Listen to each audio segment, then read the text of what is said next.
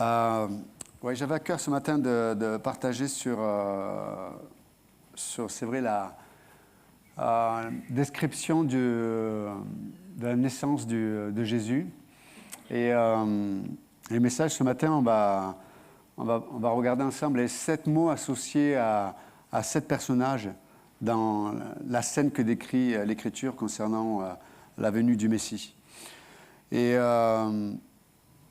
ces 7 mots, on va parler du salut, on va parler de la faveur de Dieu, on va parler de la bénédiction, on va parler de la direction, on va parler de la joie, on va parler de la rédemption et de la paix.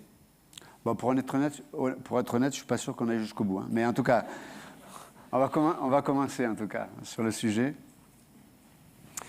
Et dans Luc chapitre 1, on peut lire ensemble Luc chapitre 1, verset... on peut lire le verset 76-77.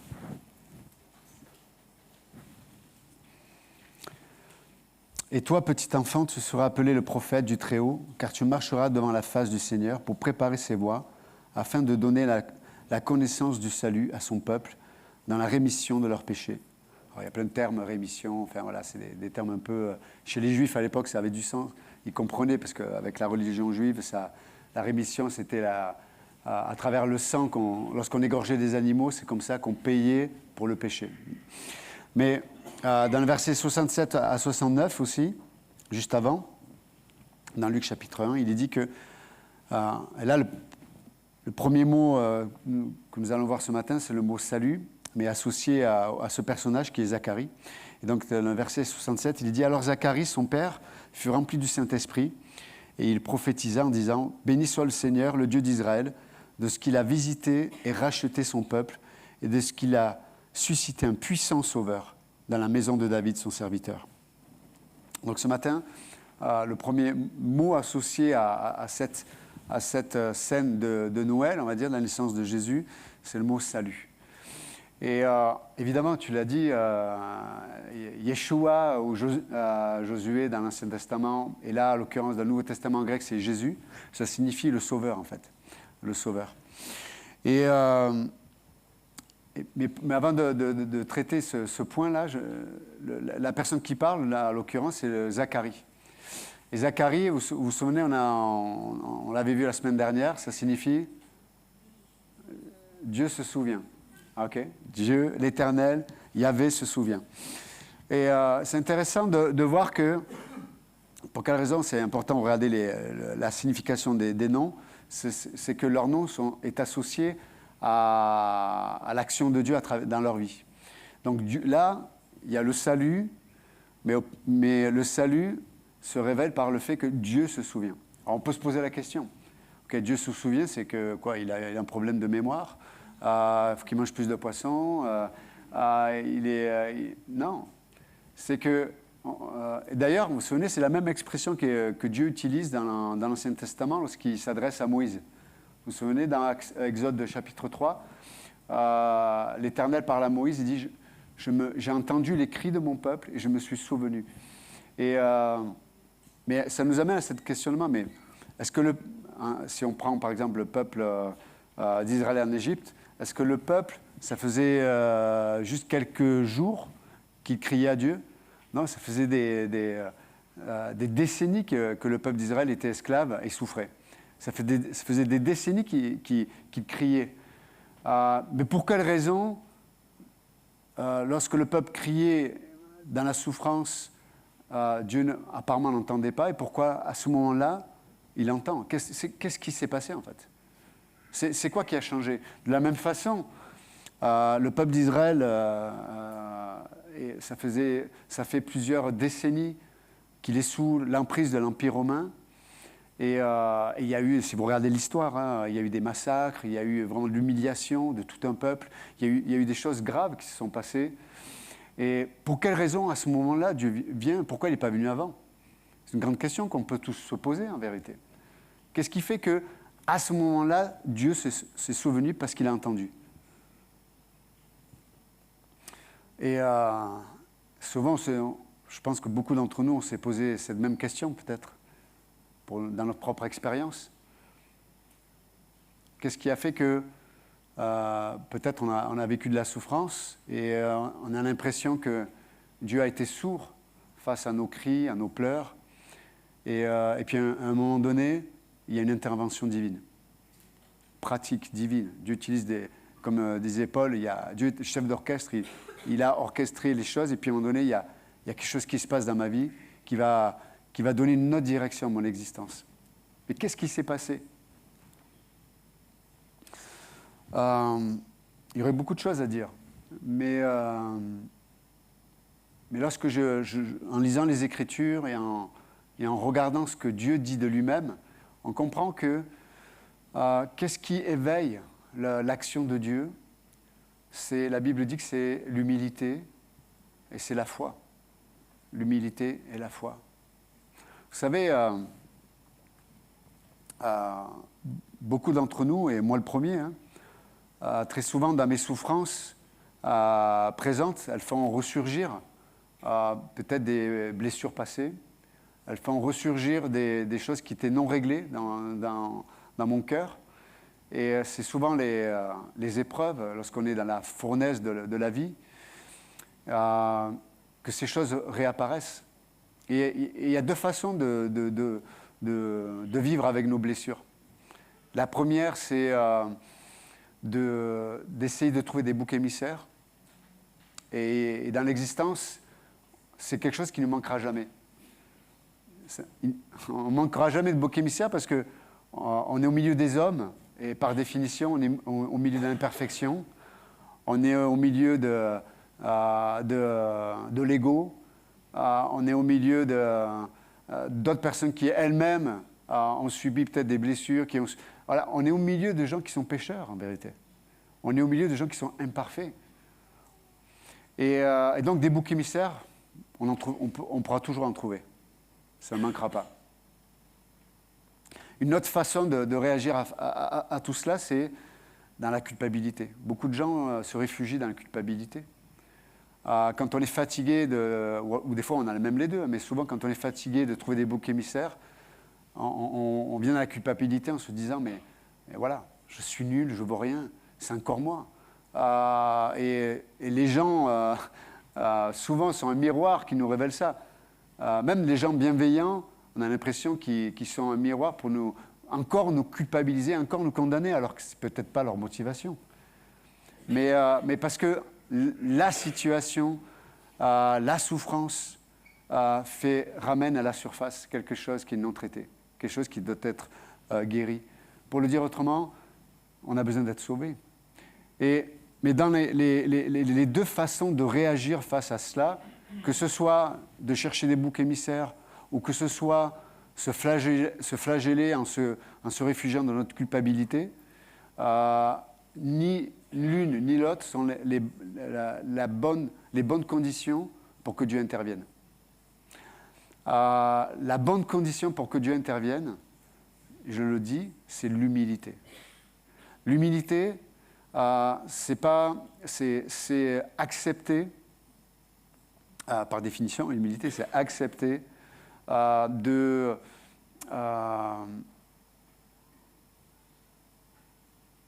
possibilité d'une solution qui soit en dehors de régler des comptes avec des gens ou de trouver constamment des épaules, des gens qui vont se plier à ma culpabilité et ma souffrance. L'humilité nous fait aller sur un autre chemin, une autre voie. L'humilité nous fait entendre que le problème, c'est moi.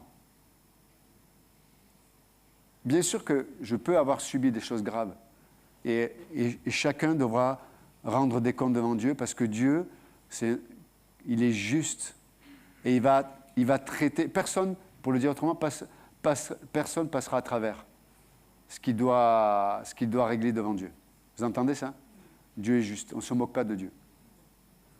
Mais en dehors de cela, la Bible dit qu'on a aussi souvent une responsabilité. La Bible dit que nous sommes, par définition, tous sont péchés et sont privés de la gloire de Dieu. Si je n'accepte pas le constat de dire que c'est moi qui ai un problème. C'est moi qui ai besoin d'être délivré. C'est moi qui ai besoin d'être guéri. C'est moi qui ai besoin, pour le dire autrement, d'être sauvé. Quand j'arrive au point où je réalise que j'ai besoin d'être sauvé de moi-même, c'est souvent là que Dieu intervient. Quand le peuple d'Israël a réalisé son problème profond, son idolâtrie, quelque part, il voulait que Dieu le bénisse, il voulait que Dieu le fasse prospérer, mais on s'en fout de Dieu, quoi.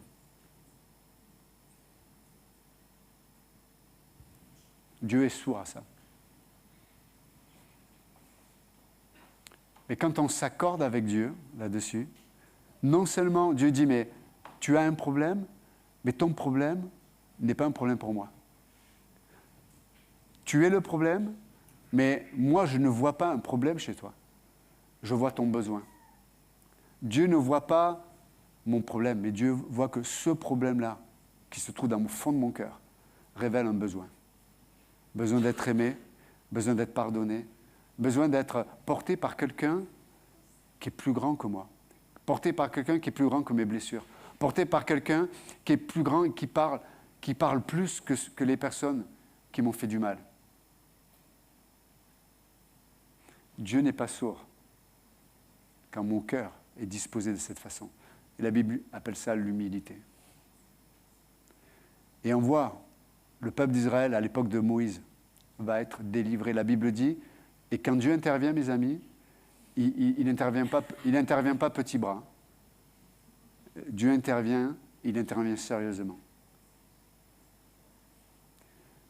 Quand Dieu intervient, il ne donne pas de son superflu.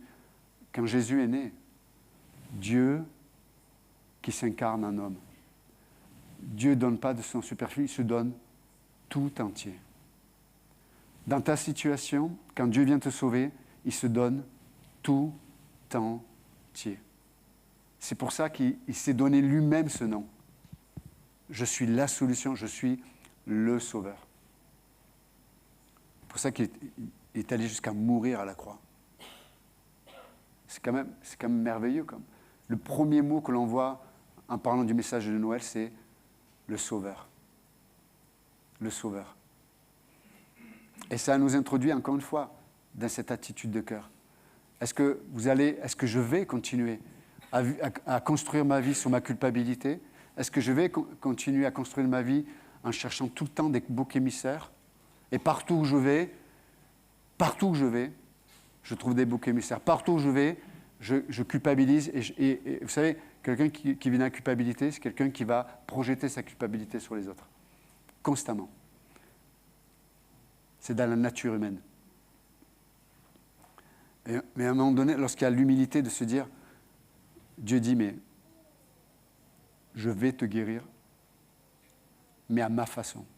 Comme on a entendu de Paul. Dieu a ses façons.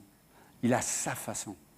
Et quand Dieu intervient, Dieu dit, mais il faut que tu acceptes que tu ne sois pas le centre du monde. Il faut que ce soit moi qui prenne cette place. Parce que quand je prends cette place, c'est là où j'interviens, c'est là où je guéris, c'est là où je manifeste surnaturellement ma réalité, ma puissance, ma bienveillance, ma consolation, ma guérison, ma paix, mon repos, le salut. Waouh!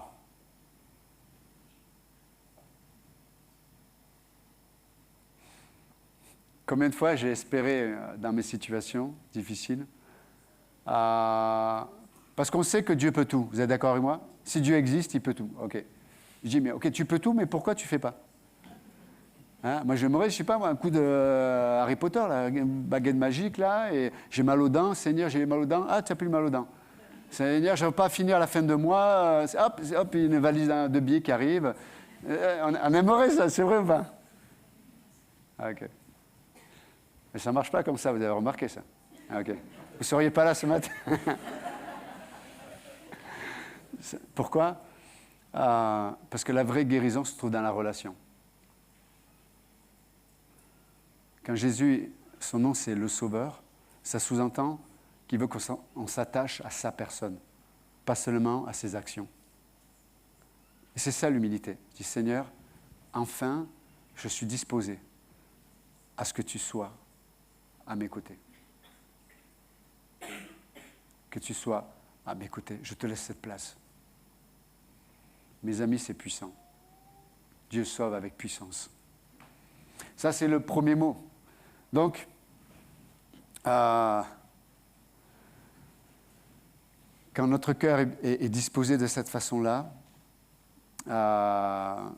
vous savez, tant qu'on n'en arrive pas là, tant qu'on n'arrive pas à cette disposition intérieure, écoutez bien, tant qu'on n'arrive pas à cette disposition intérieure, on ne fera jamais confiance en Dieu lorsqu'il va nous amener ces solutions. Vous entendez? C'est pour ça que Dieu n'est pas intervenu avant, à l'époque de Moïse, à l'époque de Jésus. Pourquoi il n'est pas intervenu avant? Le peuple n'était pas arrivé au point. Vous savez, des fois, tu souffres, tu es en galère, mais tu crois encore un peu en toi. Tu vois? Et donc, quand Dieu amène ses solutions, tu dis, non, je continue, je vais y arriver. En tant que pasteur, combien de fois je l'ai vu? Vous savez, les gens, ils ont... enfin, les gens, moi le premier, hein, mais des fois, on a...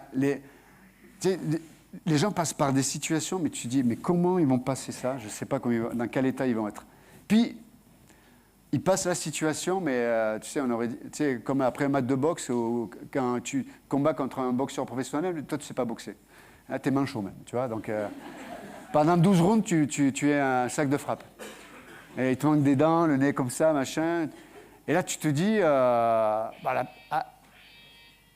exactement. Exactement. Là, tu te dis, la personne, elle a compris, moi, tu vois. J'ai orchestré avec Bernard, mais on a du niveau, nous, ici. Hein.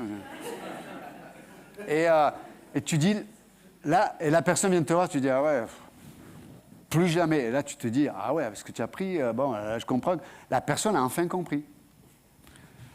Et quelques temps passent, et puis le même problème apparaît, mais il est habillé différemment. Et qu'est-ce que fait la personne? Elle retourne dedans. Mais je crois qu'elle avait compris quand même, parce que, avec ce qui s'est passé.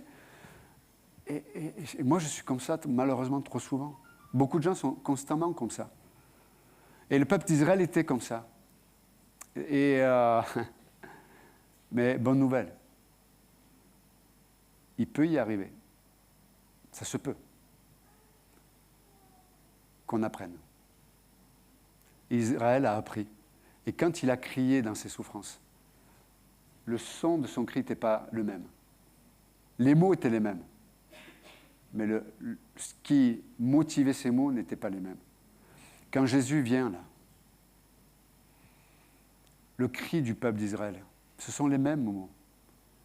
Mais ce qui se passe dans leur cœur, ce n'est pas la même chose. C'est quand même extraordinaire, non?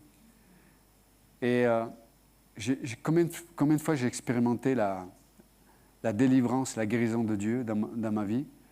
Et des fois, tu te dis, mais pourquoi c'est pas venu avant? Pourquoi? Et Dieu dit, mais tu n'étais pas prêt à accepter ma solution. Si j'avais amené ma solution à ce moment-là, tu aurais pesé. Et tu serais parti, encore une fois, avec tes solutions. On ne peut pas imaginer à quel point, dans notre nature humaine, on a des ressources incroyables. Et c'est une qualité et c'est un défaut en même temps. Parce qu'avant d'accepter ce que Dieu veut, c'est compliqué. En tout cas, nous avons une bonne nouvelle, on a le Dieu de salut. Deuxième mot, donc vous verrez qu'on ne fera pas les 7, hein, vous en faites pas. Je vous avais prévenu, hein, je ne vous ai pas menti. Hein, je veux pas... Le deuxième mot que l'on voit, c'est dans Luc chapitre 1, versets 26 à 30. Je vous le lis. Or, au 6e mois, Dieu envoya l'ange Gabriel dans une ville de Galilée appelée Nazareth, à une vierge fiancée à un homme nommé Joseph, de la maison de David. Et cette vierge s'appelait Marie.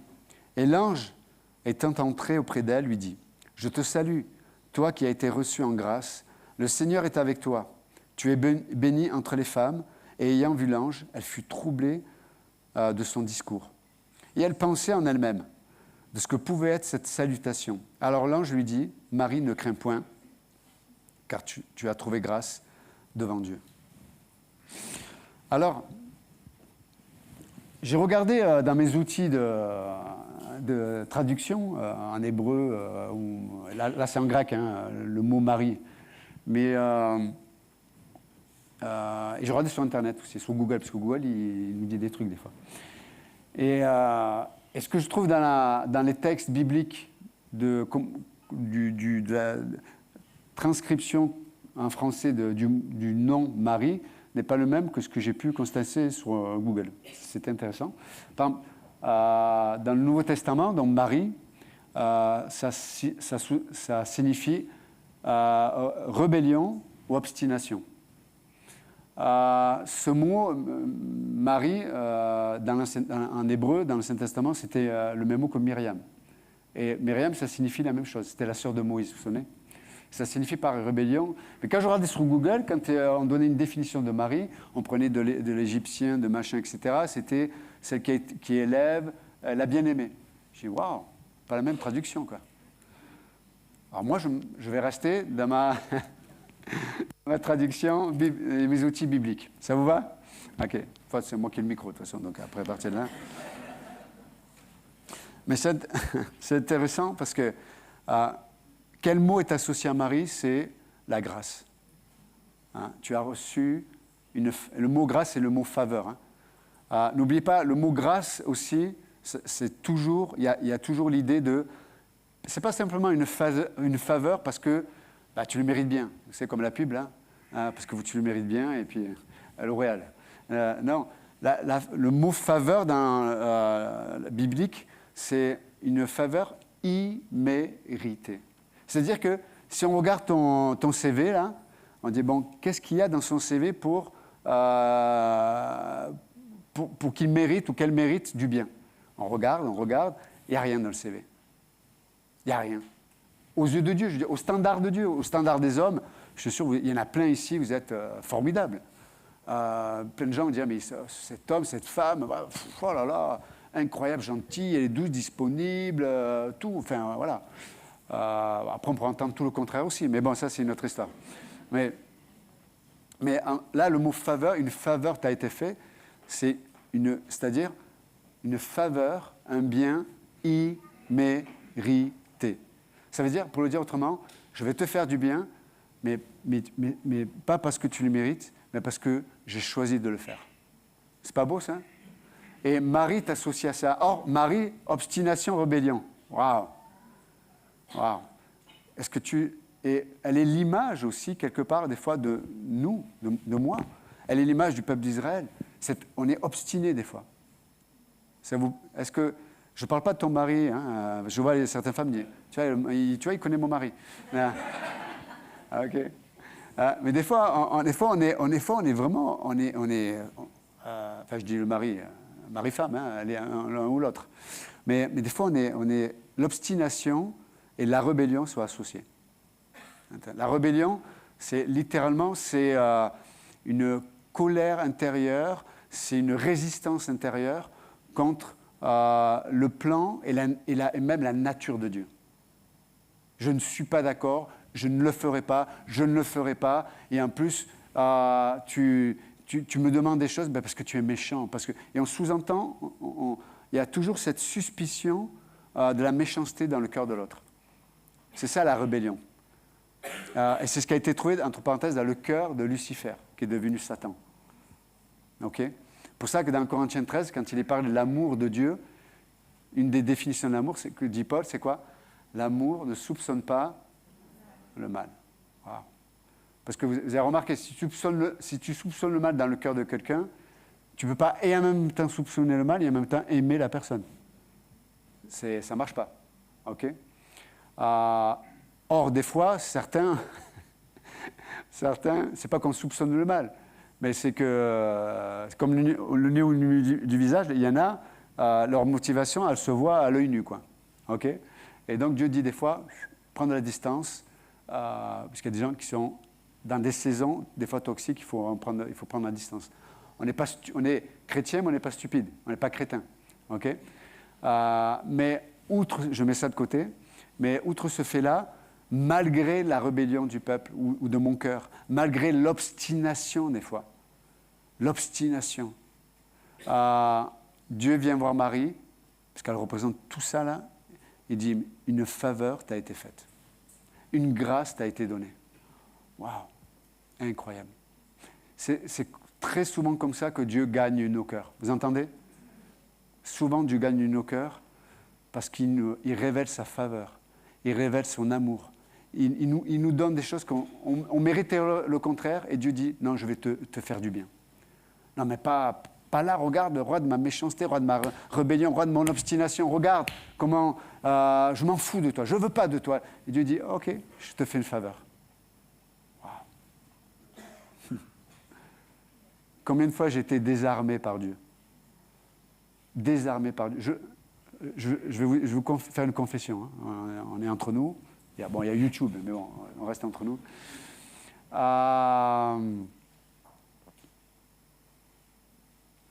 Plus j'avance dans la vie chrétienne, moins je comprends vraiment la réalité de la grâce de Dieu. Ça me dépasse. Ça me dépasse. Je ne comprends pas. Je ne comprends pas. L'amour de Dieu, je l'ai enseigné, là, honnêtement, hein, je ne comprends pas. La grâce, combien de fois j'ai vu des situations dans la vie des gens, je me dis, mais avec mon expérience, etc., je dis, mais voilà ce qui devrait être fait, voilà ce que telle personne mériterait, voilà ce qu'il faudrait pour que ça change. Tu sais, j'avais toutes mes idées, puis Dieu vient, il fait complètement autrement. Et le pire, c'est que ça marche. Je dis, waouh. Et pour ça que j'apprends, c'est long, hein, parce que moi j'apprends vite, mais il faut m'expliquer longtemps. Je parle de moins en moins, parce que je dis trop de bêtises. Et surtout nous, les pasteurs, les leaders ou les chrétiens anciens qui avons beaucoup de connaissances bibliques, ça peut paraître de la sagesse, mais j'en ai dit des bêtises. Mais Dieu une faveur lui a été donnée. Et comme tu disais, Paul, très justement, le peuple n'a pas compris. Il n'a pas compris cette grâce. Des fois, on attend Dieu à un endroit, on attend Dieu qu'il agisse ou qu'il fasse d'une certaine façon, et il nous prend à contre-pied. Vous savez, les footballeurs, là, hein, à contre-pied. Tu vas à gauche, je vais à droite, ou même rugby, je crois, c'est pareil. Hein. Combien de fois Dieu m'a pris à contre-pied? Mais vous savez quoi? Ça produit l'adoration. Ça produit l'émerveillement. Parce que c'est lorsqu'il le fait que tu es convaincu que rien ne vient de toi. C'est ça la grâce. Tout est de lui, tout est par lui, tout est pour lui. Ça produit l'adoration. Et dans mon expérience, je regarde, je dis, mais qu'est-ce qui, dans mon cœur, dans mon motivation, dans mes décisions, mérite ce que je vis? Je cherche, hein. Je n'ai pas trouvé. Sinon, que Dieu dit, une grande grâce t'a été donnée. Et c'est ce que Dieu veut faire avec nos vies. Et pour cette période de fête aussi, de Noël, on va avoir besoin du salut de Dieu et on va avoir besoin de la faveur de Dieu, la grâce de Dieu, une faveur imméritée. Vous allez avoir autour de vous beaucoup de gens qui vont avoir besoin du salut de Dieu et qui ne réalisent pas encore. Soyons patients. S'il vous plaît, soyez patients avec les gens. Regardez tout le temps que Dieu a pris pour, je vois, plus de 30 ans de vie chrétienne. Déjà, il y a beaucoup de choses que je n'ai pas encore appris, mais le peu que je sais aujourd'hui, ça a pris 30 ans, quoi. Et nous, on aimerait qu'en 6 mois, les gens, un claquement de doigts, ils comprennent ce que toi, tu as appris en 30 ans. Il faut être patient avec les gens. Et donc, les gens vont avoir besoin de salut et surtout de faveur, de grâce. Leur donner ce qu'ils ne méritent pas. Et mes amis, tu ne peux pas donner à quelqu'un ce qu'il ne mérite pas si toi-même, tu n'es pas l'objet de cette grâce. Tu ne peux pas donner ce que tu ne reçois pas. C'est impossible. Donc, c'est bon, ça tombe bien, Noël, c'est les cadeaux. Donc, on reçoit et le salut et la grâce. OK? Allez, on va prier. Et le reste des points, on le verra. Mais mardi, je prêche, je ferai quelques points. Vous savez, nous, on n'a pas la messe de minuit. On a le culte des bougies, le 24, pour ceux qui veulent à 18h30. 18h30. On va mettre des bougies, tout ça, avec des instincteurs au cas où. Et on fait un culte des Lumières pour fêter la naissance de Jésus. Seigneur notre Dieu, merci encore ce matin pour ta présence.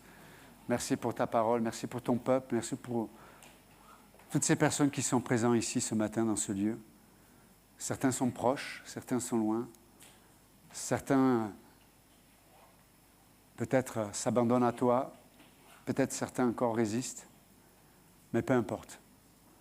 Ton amour ne change pas, ta faveur aura le dernier mot. La grâce de Dieu aura le dernier mot. Toi seul, Seigneur, as la capacité de nous attirer avec tes cordages d'amour à toi. Aide-nous à ne pas résister, Seigneur. Parce que le salut se trouve seulement en toi. Merci, Jésus. Merci, Seigneur. Tu ne nous demandes pas de mériter, mais tu as tout toi-même fait parfaitement. Nous te remercions, nous te bénissons ce matin. Si quelqu'un peut-être vit dans la culpabilité depuis des années, peut-être un chrétien ou un croyant, mais si vous êtes dans la culpabilité ou si peut-être vous vivez constamment en cherchant des boucs émissaires, en criant « c'est pas juste », mais pourquoi ? Vous avez vu que cette façon de vivre, c'est nourrir un poison dans vos cœurs. Ce matin, Dieu vous appelle à accepter sa solution, accepter sa présence, accepter son amour. Vous pouvez juste lui dire ce matin, Jésus-Christ, j'arrête de me battre contre toi. Et ce matin, je t'accepte dans mon cœur. Sauve-moi. Sauve-moi. Viens dans ma vie. Remplis-moi. Je crois que tu es mort, mais je crois que tu es vivant, ressuscité d'entre les morts. Et je te remets ma vie entre tes mains. Au nom de Jésus, amen. Si vous avez prié ce matin, peut-être avec vos propres mots cette prière, Dieu l'a entendu. Et si vous l'avez fait, juste confessez-le de votre bouche à quelqu'un avec qui vous êtes venu, ou peut-être à quelqu'un avec qui vous avez confiance. De dire, ce matin, j'ai remis ma confiance dans le Christ. Et si vous êtes chrétien, même depuis longtemps, mais vous tournez en rond dans vos blessures, vous tournez en rond dans votre colère, vous tournez en rond dans votre amertume, ce matin, le Seigneur t'appelle. Ce matin, le Seigneur m'appelle. Décharge-toi ce matin sur lui, tous tes soucis, car lui-même prend soin de toi.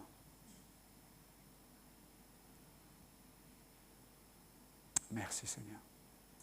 Psaume 46, tu dis, arrêtez et sachez que je suis Dieu. Arrêtons de prendre sa place ce matin. Ne nous prenons pas pour Dieu, mais allons vers lui. Nous te bénissons ce matin. Merci encore pour ces fêtes qui arrivent, pour ces moments que nous allons vivre en famille, peut-être. Te prions pour ta présence, ta consolation, peut-être des guérisons dans les relations, des pardons, des restaurations, des pères avec des enfants, des mères, des frères et sœurs, des cousins et des cousines, Seigneur. Tellement de choses qui n'en valent pas la peine, qui nous séparent. Ce matin, nous te prions qu'il y ait des restaurations dans les familles. Dans le nom de Jésus, nous prions. Et l'Église dit, Amen, que Dieu vous bénisse. Merci.